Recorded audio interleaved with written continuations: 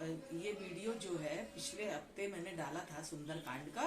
तो सुंदरकांड हिंदी में, क्योंकि जब अवधी भाषा में सुनते हैं तो वो समझ में नहीं आता, तो आज मैं हिंदी में ही सुनाना चाहती हूँ। इसके पहले भी मैंने जो डाला था उसका एक दूसरा भाग मैं अब सुनाने जा रही हूँ। और जिसको मेरी वीडियो पसंद आए वो लाइक शेयर सब्सक्राइब करें। अगर आप सब्सक्राइब कमेंट्स करेंगे तो हमें पता चलेगा आपको वीडियो अच्छी लगी है, और इस बात को लेकर मैं अच्छी तरह से और भी उसमें सुधार करूंगी अगर गलत होगा। और जितनी भी वीडियो डाली गई है अगर आप डालेंगे तो आपको मैं थैंक्स भेजूंगी। तो आज मैं सुंदरकांड में रावण के भवन और पुष्पक विमान का वर्णन है। रावण के भवन और पुष्पक का विमान का वर्णन। 4 दांत तथा 3 दांतों वाले हाथी इस विस्तृत भवन के चारों ओर से घेर कर खड़े थे। चारों हाथों से हथियार लिए एक राक्षस की रक्षा करते थे। रावण उस महल में लक्ष्मी, कुबेर, चंद्रमा, इंद्र, यम, वरुण आदि के यहाँ रहने वाली अनेक अप्सराएं तथा राक्षस जाति अनेक सुंदर स्त्रियां वशीभूत कर वहां रह रही थी, जिनको उन्होंने बस में कर रखा था रावण ने। पुष्पक विमान की कारीगरी की सीढ़ियां मड़ियों की वेदियों मूंगे से इस तरह सजाई हुई थी कि उसका देख कर तो ये लग रहा था कि जैसे लगता है कि एकदम वसुंधरा की तरह। मड़ियों से वेदियां मूंगे मूर्ति तथा जड़ी फर्श बिछे सोने के पलंग थे बिछाए हुए।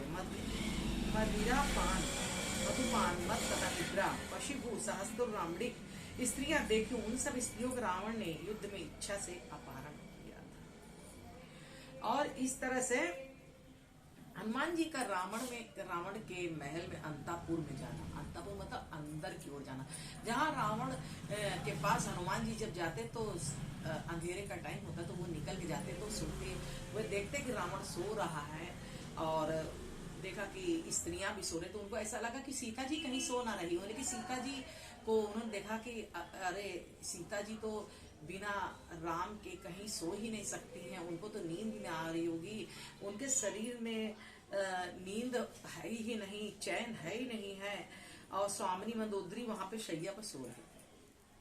हनुमान जी ने सीता समझकर आनंदित उठे, सोचे कि शायद सीता सो रही है, आपको मुलाकात हो जाएगी।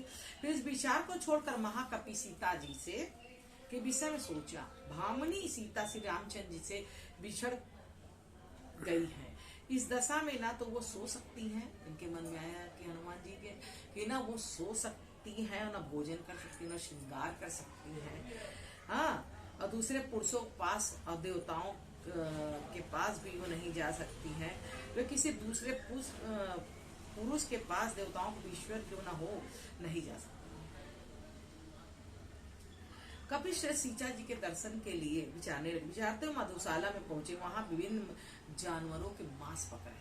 अब सोचिए कि रावण जो राक्षस दैत्यवंशी था, इस वजह से जो मांस का पकना, अब जितने मांस खाने वाले सब दैत्यवंशी हैं, तो उनका अंतःकरण राम करेंगे। अधर्म, ये पराई स्त्री को देखना भी अधर्म है। तंदर सोचने की संदेह नहीं, रावण की स्त्रियां निसंग सो रही हैं। उसने कहा कि रावण की स्त्रियां सो रही हैं, पर स्त्री दर्शन धर्म का लोप करने वाला नहीं हो सकता। विदेह नंदिनी सीता के दूसरी जगह में ढूंढ भी तो सकता हूँ, क्योंकि स्त्रियां ढूंढते तो उन्हें स्त्रियों के बीच में देखा जाता है। पवन कुमार उसने पावन भूमि छोड़कर अन्य सभी स्थानों पर बड़े यत्न आश्रय खोजना आरम्भ किया। माता सीता लता मंडोगलो चित्रशालों रात्रिकालीन विश्राम गृहों में अनेक जगहों में उन्होंने सीता जी को बहुत ढूंढा। राक्षसों को देख सीता ने प्राण न त्याग दिए हो। इनके मन में यह है कहीं ऐसा तो नहीं कि राक्षसों को देखकर सीता जी ने अपने प्राण त्याग दिए, उन्हें मार दिया हो, इस प्रकार के शंका को लेकर हताश हुए। उत्साह बनाए रखते ही संपादित का मूल का कारण उत्साह ही परम सुख का हेतु। अगर आप किसी चीज की कामना करते हैं तो उत्साह पूर्वक करिए, उस पर हताश मत होइए। तो इसी तरह हनुमान जी ने भी ऐसे किया। रावण के सभी घरों में एक बार पुनः चक्कर लगाकर कपिपर हनुमान जी ने गृधराज संपादित ने सीता जी को यह रावण के महल में बताया था। फिर भी ना जाने क्यों यह दिखाई नहीं देता, क्योंकि सीता रावण की सेवा में उपस्थित हो सकती है, ऐसा हो ही नहीं सकता। यह असंभव है क्योंकि अपहरण के समय समुद्र व भय के मारे नीचे गिर पड़ी अथवा कूदकर जान दे दी। मतलब अनेक शंकाओं से हनुमान जी ने देखा। कपिश्रेष्ठ ने पराक्रम को सहारा लेकर सोचे रावण को वध क्यों न कर डाले, क्योंकि सो रहा है, मैं मार सकता हूँ। फिर वो विचार करने लगे, जब मैं यशस्वी श्रीमती पत्नी सीता का दर्शन न कर लूंगा तब तक लंका बार बार खोज करता रहूंगा। जब तक सीता जी का दर्शन नहीं करूंगा और पता नहीं होगा सीता जी हैं कहाँ, तब तक फिर रावण को कैसे मारूंगा, ऐसा नहीं। इसके बाद विभिन्न देवी देवताओं राम लक्ष्मण तथा सीता को ध्यान कर हनुमान जी ने अशोक वाटिका चार दीवारी पर चढ़ा। अशोक वाटिका में साल, अशोक, नीम, चंपा आदि सैकड़ों तरह के पेड़ लगे जो फूल से लदे हुए थे। अशोक वृक्ष पर बैठे हनुमान जी संपूर्ण वन को देखते और निहारते ढूंढते सारी निगाहें डालते। हनुमान जी ने थोड़ी दूर तक ऊंचा मंदिर देखा, उसकी दृष्टि एक स्त्री पे पड़ी। जब उन्होंने मंदिर की ओर देखा तो एक स्त्री पर पड़ा अशोक वाटिका की ओर। मलिन वस्त्र धारण के राक्षसियों के बीच में बैठी थी। वह उपवास करने के कारण अत्यंत दुर्बल हो गई थी, दीन दिखाई देती तथा बार बार शीशा कर रही थी। वह अशोक चिंता में मग्न हो दीन दशा में युक्त कारणों द्वारा अनुमान किया कि यही सीता है। राक्षस जब सीता जी को हर ले जा रहा था तो उस दिन जिस रूप में उनका दर्शन होता, कल्याणी नारी भी वैसे रूप में युक्त नहीं दिखाई देती थी। जिस तरह से उनको ले गए तो गहना वहना पहने हुए थे तभी ले गए थे, लेकिन उन्होंने गहनों को तो रास्ते रास्ते डाल दिया था कि ताकि रामचंद्र जी हमको ढूंढने निकले तो वो गहने जहां भी मिले तो उनको पता चले इसी रास्ते से वो गए हुए हैं। हनुमान जी मन मन सीता जी के सील के सौंदर्य की सराहना करने लगे। उन्होंने कष्ट में पड़ी देखी, स्वयं उनके लिए शोक करने लगे, सोचने लगे कि सीता कैसे सहन कर रही है। नूतन सुवर्ण के समान दीप्तिमयी और लोक कामनी लक्ष्मी जी के समान शोभमान सीता को देखकर हनुमान जी ने रामचंद्र जी को स्मरण किया। मन मन इस प्रकार कहा कि मैं केवल पति प्रेम के कारण हम सारे भोगों को लात मारकर विपत्तियों का कोई विचार न कर सके। फल मूलों से संतुष्ट रहती हुई पतिदेव की सेवा में लगी रहती, ये ना तो राक्षसियों की ओर देखती और न फूल फाल वृक्षों को दृष्टि डालती, क्योंकि वो भूखी रहकर ही तपस्या कर रही है कि राम आएंगे हमें ले जाएंगे, रावण का अंत करके। एकाग्रचित होकर आंखों से श्री राम का निरंतर दर्शन करती रहती थी। मनी मन कुबड़ी टेढ़ी बदनी, विकराल टेढ़े मुंह वाली, पीली आंख वाली, मुंह बिगड़े शरीर वाली, काली पीली क्रोध करने वाली, कलह पसंद करने वाली बहुत सी राक्षसियों ने घेर रखा था। राक्षसियों के मुख सुअर, मृग, सिंह, भैंस, बकरी और सियानियों के समान था। सीता के दर्शन से उल्लाहित हो श्री राम और लक्ष्मण को नमस्कार करते प्रक्रमी हनुमान वहां छिपे रहे। जब केवल एक पहर रात बाकी रही तब रावण को जगाया।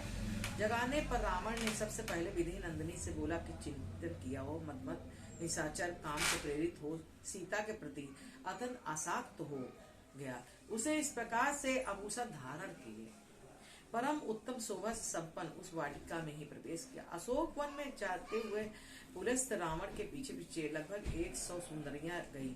उसमें नींद के नशे में उनकी आंखें झपी जाती थी। हनुमान जी रावण को देखकर वहां से कुछ नीचे उतर आए और क्योंकि निकट रावण के सारी चेष्टाएं देखना चाहते वो पत्तों में घुसकर छिप गए। हनुमान जी पत्तों के अंदर छिपकर सारी चेष्टाएं वो देखते रहे। सीता ने जब रावण को आते देखा तब वो भय के मारे थरथर कांपने लगी। सुंदर कांति वाली विशाल सोचना जानकी ने अपने आंखों, जांघों, पेट, दोनों भुजाओं से स्तन को छिपा लिया, बैठी रोने लगी और उपवास मतलब व्रत रहकर भी जैसे खाना पीना नहीं खाती थी। एक राक्षस रावण अपने वध के लिए उनको लुभाने की चेष्टा करने लगा। रावण बोला, हाथी की सूंड के समान सुंदर जांघों वाली सोते मुझे देखते ही तुम अपने स्तन और उदर को इस प्रकार छिपाने लगी तो हो तुम मन के डर के मारे अपने अदृश्य कर देना चाहती हो, किंतु मैं तुमसे प्रेम करता हूँ। रावण ने कहा, तुमसे मैं प्रेम करता हूँ, मेरी प्रार्थना तुम स्वीकार करो। पराई स्त्रियों को बलात्कार पूर्वक हर लेना राक्षसों का धर्म है, लेकिन जब तक तुम्हें मुझे नहीं चाहोगी तब तक मैं तुम्हारा स्पर्श नहीं करूंगा। हनुमान जी ने कहा, मुझे पाकर तुम विचित्र पुष्प, माला, चंदन, अगरू, नाना प्रकार के वस्त्र, दिव्य आभूषण बहुमूल्य जितने भी है नाच गान वाद्य तुम सब सुनोगी, पहनोगी, वे सब तुम्हारे होंगे, राज भी तुम्हारा होगा, और तुम्ही को मैं सब कुछ समर्पित कर दूंगा। तुम्हारी प्रसन्नता के लिए मैं इस सारी पृथ्वी को जीत कर राजा जनक के हाथ में सौंप दूंगा। सीता को प्रलोभन दिया, तुम्हें मुझे स्वीकार करो। रावण ने प्रार्थना पूर्वक कहा, आज जनक के हाथ में तुम्हारा उत्तम श्रृंगार किया जाए और तुम्हारे अंगों को चमकीले आभूषण पहनाया जाए। तुम मेरी समृद्धि और धन संपादि को देखो, चीर वस्त्र धारण करने वाले राम को क्या देखोगी, क्या करोगी? मुझे तो संदेह हो रहा है कि जीवित भी है कि नहीं।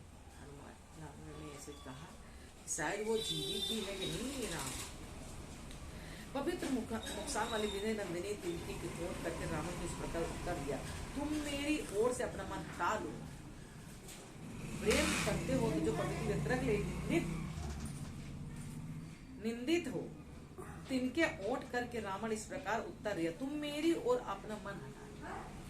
पतिव्रता के लिए निंदित है, वह ना करने योग्य कार्य में कदापि नहीं कर सकते, क्योंकि महान कुल में उत्पन्न हुई और ब्याह न करके एक पवित्र कुल में आई हूँ। रावण से ऐसा कहकर यशस्वी विधेय राजकुमारी ने उसकी ओर अपनी पीठ फेरती हुई कहा, मैं सती और पराई स्त्री हूँ, तुम मेरी भार्या बनने योग्य नहीं हो। तुम मेरे श्रेष्ठ धर्म की दृष्टिपात करो, सत्पुरुषों के बल व्रत कर अच्छी तरह पालन करो, दूसरे स्त्रियों की तुम रक्षा करनी चाहिए।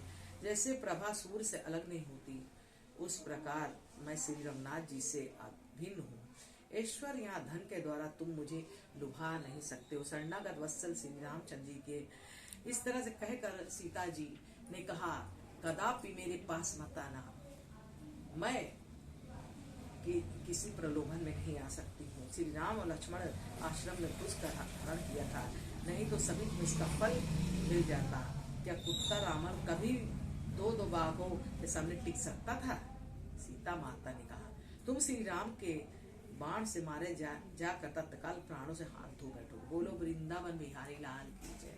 सुंदर कांड मैं हिंदी में सुना रही हूँ, इसको अगर जो पढ़ेंगे और जो सुनेंगे उनका जितने भी ग्रह खराब है सब विनष्ट होंगे और शांत मन होगा, यशस्वी होंगी।